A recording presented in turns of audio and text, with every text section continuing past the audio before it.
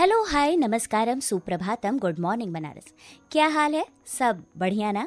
हाँ जी दोस्तों, हर वीक हम सब जिसका सबसे बेसब्री से इंतजार करते हैं वो दिन आ गया है। जी हाँ, संडे यानी फन से भरा दिन। ये संडे भी हमें पूरे 6 दिन का इंतजार कराता है हम सबको फन कराने के लिए। लेकिन दोस्तों, हम आपको बिल्कुल इंतजार नहीं करवाएंगे। जी हाँ, आपके हर दिन को खास बनाने के लिए रोज की तरह हाजिर है आपके अपने favourite morning show the one and only good morning Banaras में। तो उठ जाइए जनाब, अपनी मॉर्निंग को बनाइए खास गुड मॉर्निंग बनारस के साथ, और साथ ही कीजिए अपनी आज के मॉर्निंग साथी शुचि का स्वीकार प्यार भरा नमस्कार। गुड मॉर्निंग दोस्तों। ये बनारस जिसे काशी भी कहते हैं, जहाँ की संस्कृति एवं संस्कार की परंपरा ही नहीं समृद्ध है, यहाँ की संगीत परंपरा भी अत्यंत समृद्ध है। यहाँ सिर्फ शास्त्रीय संगीत या उपशास्त्रीय संगीत ही नहीं, बल्कि यहाँ का लोक संगीत भी अपने भावाभिव्यक्ति के लिए, उसकी मिठास के लिए भी समृद्ध है।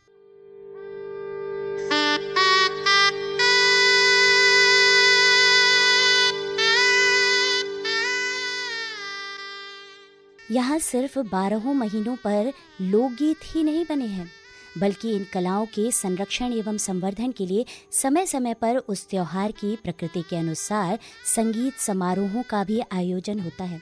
अब आप सोच रहे होंगे वो कैसे? चलिए मैं आपको बताती हूँ। फाल्गुन मास रंगों का त्योहार होता है और इसके बाद चैत्र मास प्रारंभ होता है और इस मास में गुलाब बाड़ी का कार्यक्रम होता है। चैत महीने में चैती गुलाब की भीनी भीनी खुशबू के बीच जब संगीत का रस बरसता है तो सभी का चित्त उससे सराबोर हो जाता है। होली की मस्ती की परंपरा की अंतिम कड़ी गुलाब बाड़ी है, जहाँ रंग अबीर गुलाल की जगह गुलाब की पंखुड़ियाँ, गुलाब जल की बौछार, गुलाब के इत्र की सुगंध के साथ ही संगीत से संपूर्ण समा बंध जाता है। इस कार्यक्रम की विस्तृत जानकारी देने के लिए हमारे साथ जुड़े हैं आज के हमारे विशेष अतिथि। आइए सुनते हैं उनसे इस कार्यक्रम के विषय में जानकारी। मैं Ashok Kumar Gupta, CMD Banaras weeds limited Varanasi और कला प्रकाश जो संस्था है उसका संरक्षक हूँ और जब से बनी है तब से इसका सदस्य हूँ। बनारस में हम लोग महसूस करते थे कि एक बनारस की बहुत बड़ी थाती थी, करीब जो 300-400 वर्ष पहले तक लगातार गुलाब बाड़ी होती थी। तो वो गुलाब बाड़ी हम लोगों ने पिछले 2 दशक से लगातार यहीं पे नीलांबर में अपने निवास स्थान पे हम लोग कर रहे हैं और इसको हमारी कंपनी स्पॉन्सर करती है। गुलाब बाड़ी क्यों? जब फागुन का महीना खत्म हो जाता है तो चैत मास में थोड़ा आलस आता है, अंगड़ाई आती है।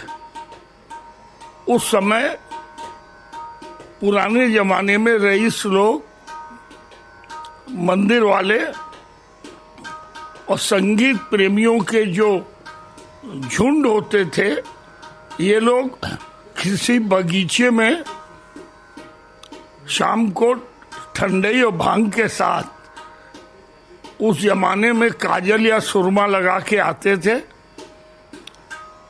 और उप शास्त्रीय संगीत करते थे।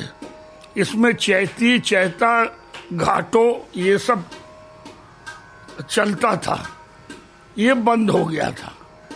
हमारे कुछ मित्रों ने जो संगीत प्रेमी थे, उन लोगों ने मुझको कहा कि गुप्ता जी ये काम आप अपने निवास स्थान पे शुरू कर दीजिए। तो ये काम शुरू हो गया और इसमें भारत के राजन साजन मिश्रा, पंडित छन्नूलाल मिश्रा, किशन महाराज, गिरजा देवी, ये सब लोग यहाँ पारी पारी आते हैं। हम हर साल एक नए कलाकार को बुलाते हैं और ये कार्यक्रम संपन्न होता है और इसमें करीब करीब 1500 के लोग यहाँ आते हैं, जिसमें 1000-1200 तो हर समय मौजूद रहते हैं पूरा गुलाबी मय वातावरण होता है, गुलाबी इत्र, गुलाब जल से छिड़काव, गुलाब की पंखड़ियों से सब एक तरह से होली भी खेलते हैं। धन्यवाद सर हमारे साथ जुड़ने के लिए। और अब हमारे साथ जुड़ी हैं दूसरी विशेष अतिथि पद्मश्री डॉक्टर सोमा घोष। बचपन से गुलाब बाड़ी फंक्शन को सुना था, एक आध बार आई भी थी, शोभा गुट्टू जी का सुन ले, अप्पा जी का सुन ले, लेकिन ये जो माहौल है इससे मैं कोशिश करती हूँ। बम्बई में हम लोग एक बनारस वर्ल्ड फोरम बनाए हुए 28 को गुलाब बाड़ी हम लोग कर रहे हैं, लेकिन बनारस तो बना हुआ रस है ना, ऐसा माहौल, हाँ, ये खुशबू, और ये तो एक अलग ही बात है। इतना सुंदर घर में वो खिल रहा है, क्योंकि ये जो 17वीं सेंचुरी में मीर रुस्तम अली जी ने हर उत्सव के बाद छोटे छोटे महफिलों का आगाज़ किया था, हाँ, जैसे गुलाब बाड़ी है, बुढ़वा मंगल का, ये सब उन्होंने शुरुआत किया था और वो आज तक चल रहा है। आप सोचिए 300 साल पुरानी ये जो ट्रेडिशन है। मेरी जो NGO है मधुमूर्छना के जरिए मैं इसको बहुत आपको मालूम है, मैं दरबारी महफिल करती हूँ, ठुमरी महोत्सव, कजरी महोत्सव, वहाँ भी करती हूँ सब कुछ बम्बई में रहकर। लेकिन यहाँ जो होता है ना, यहाँ पर पूरा मिट्टी की खुशबू मिलती है, क्योंकि यहाँ शुरुआत यहीं से हुआ था, हाँ, और जब बनारस की गायकी से ये और सरोवर हो जाती है। धन्यवाद मैम हमारे साथ जुड़ने के लिए और इस संगीत समारोह पर इतनी अच्छी जानकारी देने के लिए। तो दोस्तों, आपको जब कभी भी बनारस आने का मौका मिले तो इन कार्यक्रमों में शामिल होकर उसका आनंद ज़रूर लीजिए। हे बनारस, आप सुन रहे हैं good morning Banaras 100.6 Akashvani Varanasi FM से, ओनली ऑन आपकी वाणी आकाशवाणी। तो चलिए बनारस कार्यक्रम को आगे बढ़ाते हैं और बताते हैं आपको आज के खास दिन के बारे में। खास दिन इसलिए क्योंकि आज है शहीद दिवस। ये दिवस देश के बहादुर स्वतंत्रता सेनानियों भगत सिंह, शिवराम, राजगुरु और सुखदेव थापर की शहादत में प्रत्येक वर्ष 23 मार्च को शहीद दिवस मनाया जाता है। आपको बता दूं, बहुत ही कम आयु में भगत सिंह, राजगुरु और सुखदेव ने अपनी मातृभूमि के लिए अपने प्राणों का बलिदान कर दिया था। भारत माता की ये तीनों वीर सपूत आज भी देश की युवा पीढ़ी के लिए प्रेरणा स्रोत हैं। लिख रहा हूँ मैं अंजाम जिसका कल आगाज आएगा, मेरे लहू का हर कतरा इंकलाब लाएगा। मैं रहूँ या ना रहूँ पर एक वादा है तुझसे मेरा, कि मेरे बाद वतन पे मरने वालों का सैलाब आएगा। आज इस शहीद दिवस पर देश की आज़ादी के लिए अपने प्राणों का बलिदान देने वाले तीनों वीर सपूतों को विनम्र श्रद्धांजलि। हे बनारस, आप सुन रहे हैं अपना फेवरेट और number 1 morning show good morning Banaras Akashvani Varanasi FM से।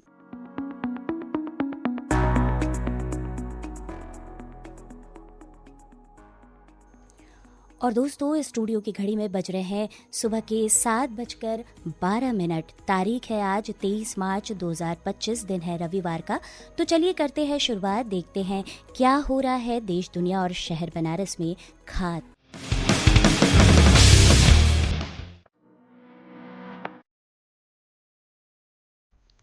जिले में संचारी रोगों जैसे डेंगू, मलेरिया, फाइलेरिया एवं अन्य मच्छर जनित बीमारियों की रोकथाम और नियंत्रण के लिए 1 अप्रैल से 30 अप्रैल तक विशेष संचारी रोग नियंत्रण अभियान चलाया जाएगा। इसके अतिरिक्त 10 अप्रैल से दस्तक अभियान भी संचालित होगा, जिसके तहत स्वास्थ्य कर्मी घर घर जाकर लोगों को जागरूक करेंगे और रोगों की स्क्रीनिंग करेंगे।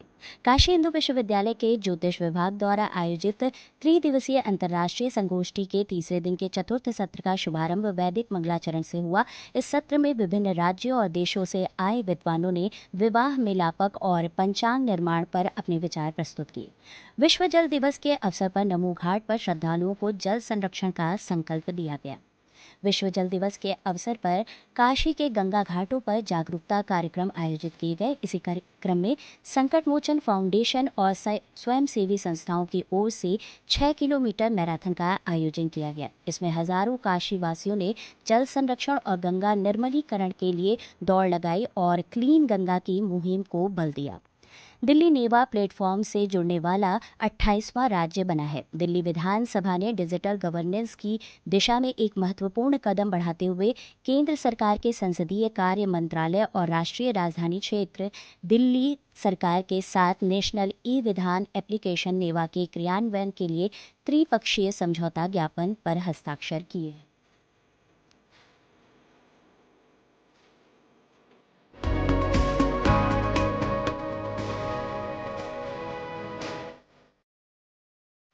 काशी की ऐतिहासिक और सांस्कृतिक पहचान को और सशक्त करने के लिए नगर निगम सदन ने एक अहम फैसला लिया है।